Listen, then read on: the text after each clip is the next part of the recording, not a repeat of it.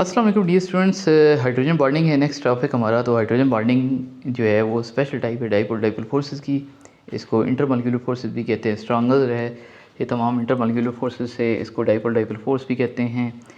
लेकिन ये वीकर है बाकी तमाम बॉन्डिंग फोर्सेस से, जैसे आयनिक बॉन्ड है, कोवलेंट बॉन्ड है, मेटालिक बॉन्ड है। तो इन सारी फोर्सेस से वीकर फोर्स होती है। तो जितनी भी ये इंटरमॉलिक्यूलर फोर्सेस होती हैं ये बाकी तमाम बॉन्डिंग फोर्सेस से वीक होती है। तो हाइड्रोजन भी एक इंटरमॉलिक्यूलर फोर्स है। तो हाइड्रोजन बॉन्ड जो है इस formed when following condition fulfil. अब हाइड्रोजन बांधने के लिए क्या ज़रूरी है? क्या तमाम में हाइड्रोजन बॉन्ड बन सकता है? नहीं। हाइड्रोजन बॉन्ड वही में बनेगा जिनमें हाईली इलेक्ट्रोनेगेटिव हाइड्रोजन एटम जो है वो हाईली इलेक्ट्रोनेगेटिव एटम के साथ अटैच होगा। और सेकेंडली कि इलेक्ट्रोनेगेटिव एटम जो है उसके पास लोन पेयर ऑफ इलेक्ट्रॉन्स होने चाहिए, तभी हाइड्रोजन बॉन्डिंग के पॉसिबल है। तो फ्लोरीन, ऑक्सीजन, नाइट्रोजन के पास लोन पेयर इलेक्ट्रॉन्स होते हैं। नाइट्रोजन के पास एक लोन पेयर इलेक्ट्रॉन होता है, एक लोन पेयर होता है। ऑक्सीजन के पास दो लोन पेयर होते हैं और फ्लोरीन के पास तीन लोन पेयर्स होते हैं। अब covalent bond between highly electronegative atom and hydrogen is highly polarised.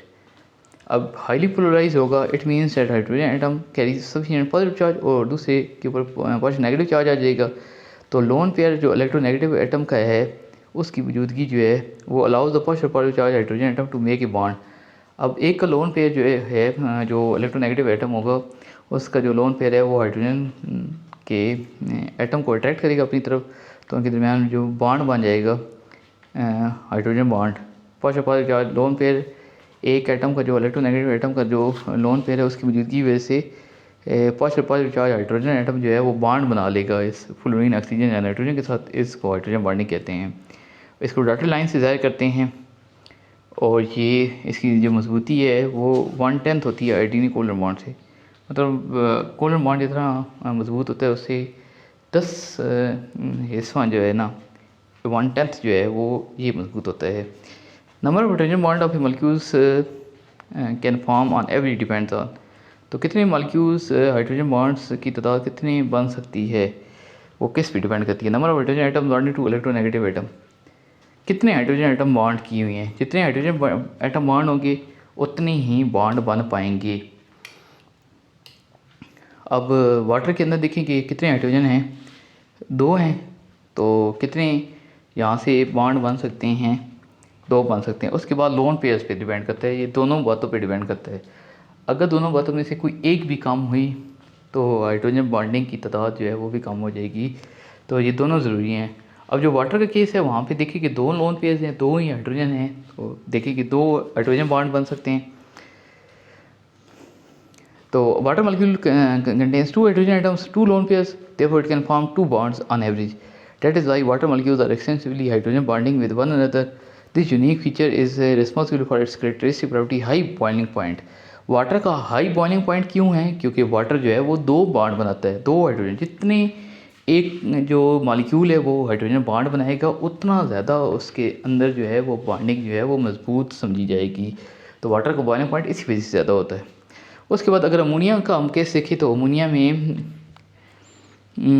एक जो है 3 हाइड्रोजन अटैच है मगर लोन पेयर इसके पास एक है। अब अगर लोन पेयर एक है तो जो कम होता है ना उसके ऊपर डिपेंड करेगा, जिसकी वैल्यू कम होगी। अगर लोन पेयर की वैल्यू कम होगी तो जितने लोन पेयर्स होंगे उतने ही हाइड्रोजन बॉन्ड बनेंगे। अगर आपके पास कोई मॉलिक्यूल ऐसा है जिसमें हाइड्रोजन कम है तो फिर हाइड्रोजन के कम होने की वजह से भी बॉन्डिंग के ऊपर असर पड़ेगा। तो हाइड्रोजन जितने होंगे कम, जितने हाइड्रोजन होंगे उतनी फिर इसमें हाइड्रोजन बॉन्ड बनेंगे। तो दोनों में से लोन पेयर या हाइड्रोजन में से जो भी चीज़ कम हुई उस पर डिपेंड करेगा। जो चीज़ कम हुई वो जितनी हुई उतनी बॉन्ड बनेगी। तो अमोनिया के केस में देखें कि एक हाइड्रोजन बॉन्ड बनता है। फ्लोरीन के केस में देखें कि यहाँ पे हालांकि फ्लोरीन के पास तो 3 लोन पेयर हैं मगर चूँकि उसके पास एक हाइड्रोजन है तो उसका जो हाइड्रोजन बॉन्ड है वो एक बनेगा। नाइट्रोजन को क्यों एक बन रहा है? अपने लोन पेयर की वजह से। हाइड्रोजन फ्लोराइड का क्यों एक बन रहा है? वो हाइड्रोजन की वजह से। एक में लोन पेयर की वजह से कम बन रहे हैं और दूसरे में हाइड्रोजन एटम की वजह से कम बन रहे हैं। हालांकि उसके पास लोन पेयर ज़्यादा हैं। फ्लोरीन को 3 बॉन्ड बनाने चाहिए लोन पेयर को देखा जाए, मगर फ्लोरीन एक बॉन्ड बनाता है क्योंकि वो एक ही हाइड्रोजन को अपने साथ अटैच करवाता है। तो इस वजह से जो अमोनिया है इसका बॉइलिंग पॉइंट और हाइड्रोजन फ्लोराइड का बॉइलिंग पॉइंट जो है ये दोनों के कम होंगे वाटर से। अब फिर इन दोनों में कंपैरिजन करते हैं कि किसका जो बॉइलिंग पॉइंट है वो कम होता है। तो इन दोनों में देखिए कि फ्लोरीन जो है ना वो हाईली इलेक्ट्रोनेगेटिव है। तो इस हाईली इलेक्ट्रोनेगेटिव होने की वजह से, नाइट्रोजन की निस्बत ज़्यादा इलेक्ट्रोनेगेटिव होने की वजह से इसका जो बॉन्ड होगा, हाइड्रोजन बॉन्ड जो होगा वो स्ट्रांगर होगा अमोनिया के हाइड्रोजन बॉन्ड से। तो इस वजह से हाइड्रोजन फ्लोराइड के जो बॉन्डिंग है वो ज़्यादा स्ट्रांग होती है। इसको चलें स्टडी कर लेते हैं। जो मैंने बात आपको समझाई है वो क्लियर एक दफ़ा कर देता हूँ। Ammonia can form only one hydrogen bond per molecule despite having 3 hydrogen atoms, this due to availability of only one lone pair. इसके ऊपर एक लोन पेयर है, उसकी वजह से मैंने आपको बताया है कि वो कमी वाक़ होती है इसकी बॉन्डिंग में। उसके बाद hydrogen bonding in liquid ammonia is much weaker than water, that is why boiling point is much lower, -33 degree Celsius. HF is even more distinct than water and ammonia. It has 3 lone pairs of on the fluorine atom which allows it to form 3 hydrogen bonds। Fluorine जो है 3 hydrogen bond इसको बनाने चाहिए क्योंकि 3 lone pairs हैं, मगर इसके it has only one atom and due to this reason it is restricted to form only one bond again. अब इसमें चूँकि हाइड्रोजन बॉन्ड एक है, लोन पेयर बेशक 3 है, हाइड्रोजन बॉन्ड एक है, हाइड्रोजन एक है, तो वो फिर एक ही हाइड्रोजन बॉन्ड बन सकता है। Nevertheless, its hydrogen bond is strong enough compared to NH3। लेकिन इसका बॉन्ड स्ट्रांग होगा, उसकी वजह क्या है कि फ्लोरीन हाईली इलेक्ट्रोनेगेटिव है। तो इसका बॉइलिंग पॉइंट कितना होगा 19.9। तो HF का जो बॉइलिंग पॉइंट है वो 19.9 है और इसका जो अमोनिया है उसका -33.5 डिग्री सेल्सियस है। उसके बाद हाइड्रोजन बॉन्डिंग का क्या असर होता है वाटर की प्रॉपर्टीज़ के ऊपर। तो वाटर की प्रॉपर्टीज़ जो हैं उनके ऊपर हाइड्रोजन बॉन्डिंग कैसे असरअंदाज होती है। तो structure and low density of ice का स्ट्रक्चर और उसकी डेंसिटी कम होती है।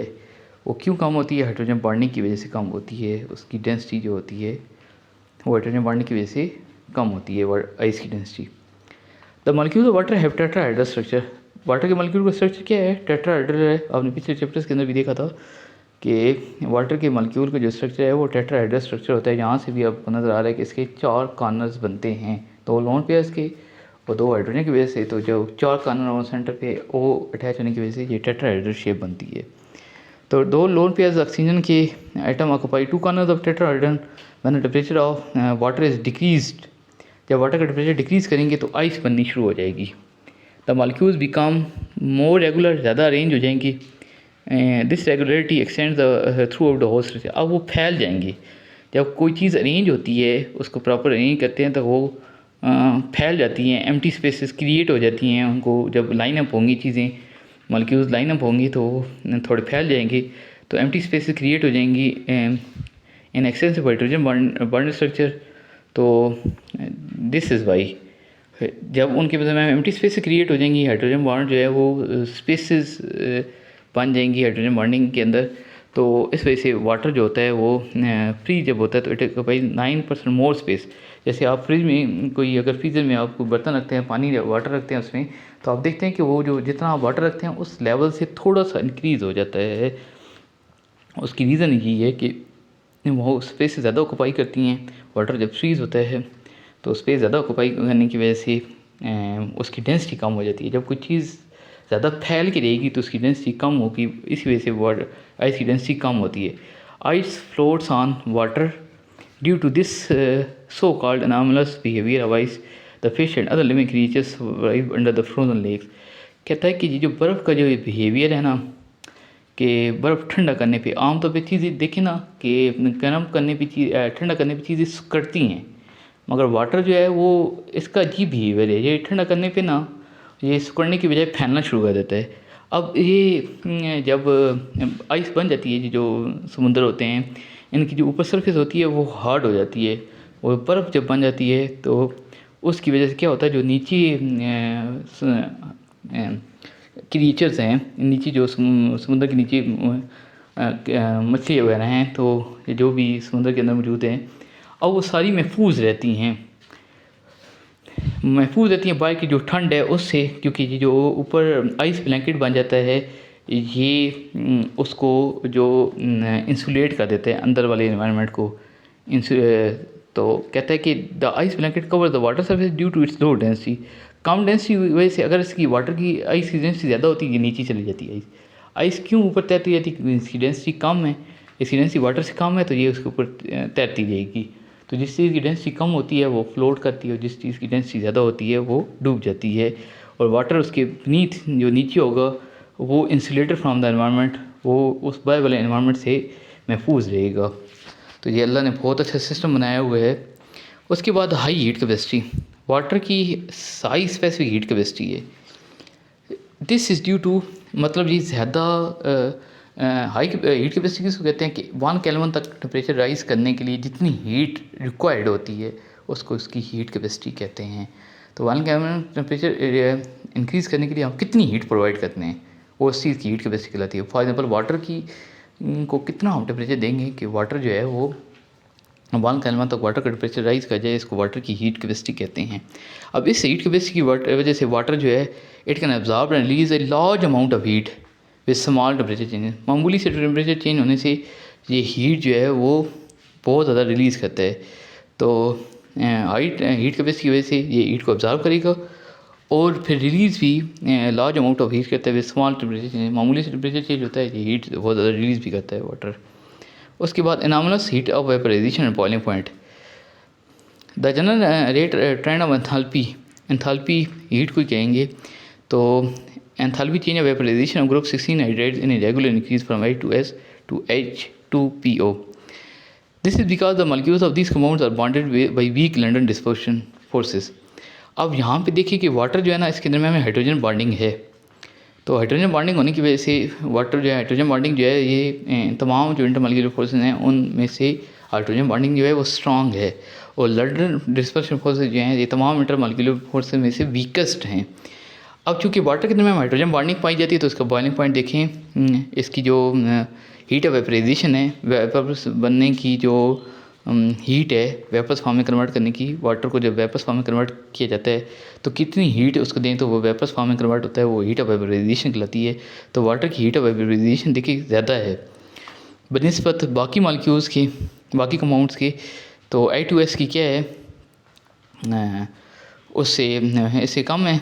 फिर जैसे जैसे इनका साइज़ बढ़ता जाता है इनकी जो हीट ऑफ वेपराइजेशन है वो भी इंक्रीज़ करती जाती है, और बॉइलिंग पॉइंट भी इनके इंक्रीज़ करते जाएंगे इसी तरह ही। अब यहाँ पे जो वीकेस्ट लंडन डिस्पर्शन फोर्स है ना वो H2S के दरमियान में है, उससे ज़्यादा स्ट्रॉन्ग जो है H2SC के दरमियान में है। तो इस तरह जैसे जैसे ऊपर हम जाते जाएंगे तो नीचे जाते जाएंगे पीरियड टेबल के अंदर इस ग्रुप में, ग्रुप 16 में हाइड्राइड्स में। तो ग्रुप 16 की जो हाइड्राइड्स होंगे इनमें हम जैसे जैसे ग्रुप 16 में नीचे जाते जाएंगे तो तमाम में जो लंडन डिस्पर्शन फोर्सेस हैं वो स्ट्रॉन्ग होती जाएंगी मॉलिक्यूलर साइज़ इंक्रीज़ होने की वजह से। मगर वाटर हालांकि ऑक्सीजन ऊपर है, मगर ऑक्सीजन में क्यों ये ज़्यादा है, ऑक्सीजन को जब हम इसका हाइड्राइड बनाते हैं तो वो क्यों ज़्यादा होता है, उसमें हाइड्रोजन बॉन्डिंग होती है। इस तरह बॉइलिंग पॉइंट भी देखिए कि बॉइलिंग पॉइंट में भी देखेंगे कि काफ़ी चेंज आता है हाइड्रोजन बॉन्डिंग वाटर में होने की वजह से, उसका बॉइलिंग पॉइंट ज़्यादा है और बाकियों का कम है क्योंकि इनमें लंडन डिस्पर्शन फोर्सेस पाई जाती हैं। तो कहता है कि with the increasing atomic size down the group S2PO the van Waals forces also become stronger. तो वैन वाल फोर्सेस स्ट्रांग हो जाएंगी अगर वाटर जो है इस ट्रेंड को फॉलो करे। तो हीट ऑफ वेपराइजेशन वाटर की लोएस्ट होनी चाहिए क्योंकि ऊपर से हम नीचे आ रहे हैं ना, तो साइज बढ़ने की वजह से वैन वाल फोर्सेस स्ट्रांग हो जाती हैं। मगर वाटर जो है टॉप पे है तो वाटर को तो नीचे होना चाहिए था, तो वाटर क्यों टॉप पे है उसकी रीज़न ये है कि वाटर के दरमियान में हाइड्रोजन बॉन्डिंग पाई जाती है। How water has highest enthalpy change of vaporisation in the group. तो हीट ऑफ वेपराइजेशन जो वाटर की है वो बाकी ग्रुप मेंबर से water at follow this trend the heat of vaporisation water would be the lowest among the members.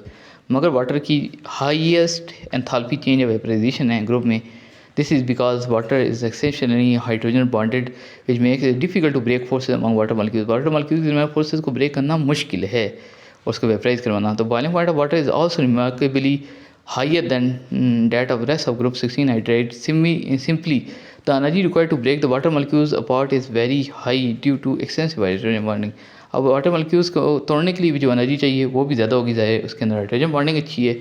It's in high temperature to provide so such energy as to boil water into its vapor.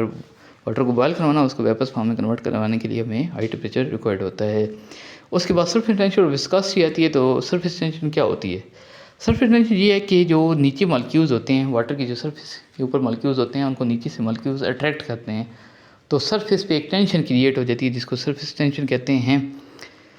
तो surface tension is down और pull of water molecules at the surface के ऊपर water molecules को down और पुल किया जाता है, making the water surface stretch and strain, वो स्ट्रेच हो जाती है, स्ट्रेन खिंची हुई हो जाती है। तो ये डाउन और पुल जो होता है is due to the attraction of inner molecules through hydrogen bonds. Hydrogen bonds उनके अंदर पाया जाता है, वो ऊपर वाले मॉलिक्यूल्स को नीचे की तरफ अट्रैक्ट करते हैं।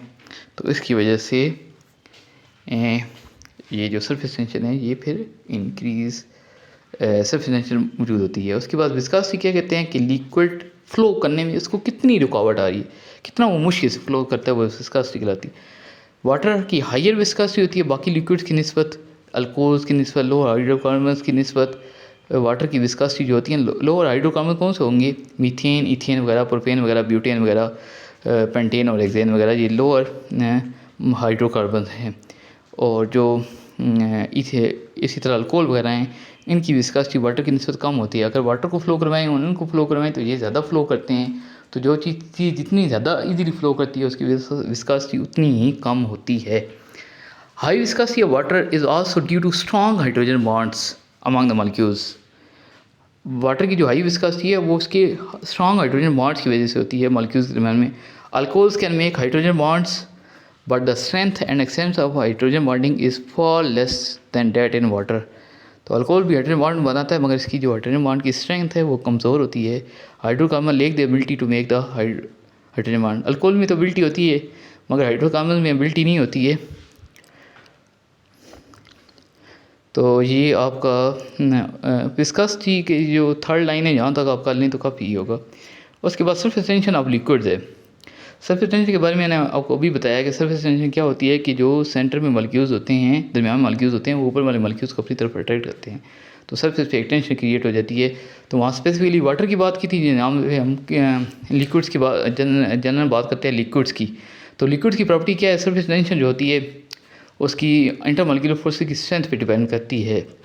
तो इंटरमॉलिक्यूलर फोर्स की स्ट्रेंथ जितनी ज़्यादा होगी उतनी सरफेस टेंशन ज़्यादा होगी। The molecule located at the free surface of the liquid. Liquid की फ्री सरफेस मतलब ऊपर वाली सरफेस, उनको इनवर्ड मॉलिक्यूल्स जो है, नीचे वाले मॉलिक्यूल्स जो हैं लिक्विड के मॉलिक्यूल्स, वो पुल करते हैं। तो ये डाउन और पुल जो होता है उसकी वजह से लिक्विड की सरफेस जो होती है वो कंट्रैक्ट हो जाती है। तो molecule at the surface experience net force inward, उनको इनवर्ड एक फोर्स महसूस होती है due to intermolecular forces leading to a skin on the surface के ऊपर एक स्किन सी बन जाती है। Liquid tend to minimise their surface area. Liquid जो है अपने सरफेस एरिया को मिनिमाइज करते हैं सरफेस टेंशन की वजह से। सरफेस एरिया जो होता है ऊपर जो एरिया होता है उसको वो कम करते हैं नीचे से पुल की वजह से। विच एक्सप्लेन्स अब वाई जो ड्रॉपलेट्स हैं वो क्यों इस तरह स्फेरिकल फॉर्म में या ऐसे जिस ड्रॉपलेट की शेप है वो क्यों इस तरह की बनती है, वो क्यों ऐसे स्ट्रेट बिल्कुल सीधे होके क्यों नहीं रहते हैं। ड्रॉपलेट्स आपने देखा हुआ होगा, उसकी जो शेप होती है ऊपर से क्लोज होती है और नीचे से वो चौड़ी होती है। वो उसमें ये होता है कि जो सेंटर वाले मॉलिक्यूल्स होते हैं ना वो ऊपर वाले मॉलिक्यूल्स को स्ट्रेच करते हैं, तो वो उसकी शेप इस तरह की फिर बन जाती है। उसके बाद surface tension influences various phenomena such as capillary reaction. अब सरफेस टेंशन के वजह से कैपिलरी रिएक्शन क्या होता है कि वाटर का नीचे से साइलम वेसल्स के थ्रू ऊपर जाना, और वाटर का जड़ों से ऊपर जाना क्या कहलाता है? वाटर का जड़ों से ऊपर जाना कैपिलरी रिएक्शन कहलाता है। कैपिलरी रिएक्शन क्या है? एक प्रॉपर्टी है, एक प्रोसेस है सॉरी, और सरफेस टेंशन क्या है? एक प्रॉपर्टी है। तो अब कैपिलरी रिएक्शन परफॉर्म कैसे होगा कि हमारे पास जो जाइलम वेसल्स हैं उनमें वाटर के मॉलिक्यूल्स हैं वो उन वेसल्स जो है ना उन वाटर के मॉलिक्यूल्स को अट्रैक्ट करेंगी। तो वो वाटर के मॉलिक्यूल्स उन वेसल्स की वॉल्स के साथ चिपकेंगे। अब वो मॉलिक्यूल जो है नीचे मॉलिक्यूल्स के दरमियान में, उनके दरमियान चूँकि एक टेंशन सी क्रिएट है, वो नीचे वाले मॉलिक्यूल्स जो है ना वो ऊपर वाले मॉलिक्यूल्स को अट्रैक्ट करते हैं। जब ऊपर वाला मॉलिक्यूल ऊपर वेसल के साथ अटैच हो जाएगा तो वो नीचे वाले मॉलिक्यूल्स को अपनी तरफ अट्रैक्ट करेगा, और चूँकि उसके साथ जुड़ा हुआ होगा नीचे वाला मॉलिक्यूल तो वो क्या होगा कि मूव करके उसके साथ आ जाएगा। इस तरह सारे मॉलिक्यूल एक 1 बाई 1 करके आते जाएंगे और वो फिर जो है वो ऊपर जो है वो वाटर जो है वो मूव करता रहेगा। तो वो कैपिलरी रिएक्शन का मुजाहरा भी ऐसी सरफेस टेंशन की वजह से होता है। उसके बाद सरफेस वेट होना, तो जिसकी सरफेस टेंशन क्या होगी, कम होगी वो ज़्यादा वेट होगी, और जिसकी सरफेस टेंशन ज़्यादा होगी वो कम वेट होगी।